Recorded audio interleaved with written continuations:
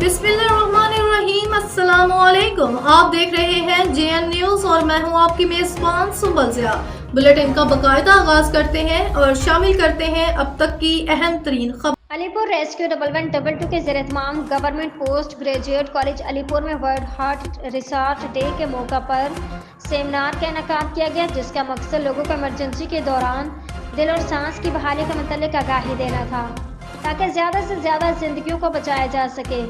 बेहोश मरीज पर इस वक्त तक CPR जारी रखें जिस वक्त तक या तो मरीज के दिल की धड़कन बहाल हो जाए या रेस्क्यू की गाड़ी पहुंच जाए। इन ख्यालात के इज़हार तहसील इंचार्ज रेस्क्यू 1112 अलीपुर मोहम्मद अख्तर ने शुरा से गुफ्तगू करते हुए मजीद कहा कि सांस और दिल की धड़कन की बहाली के लिए CPR करने का तरीका तमाम अफराद को सीखना चाहिए, ताकि किसी भी इमरजेंसी की सूरत में नुकसान कम से कम हो।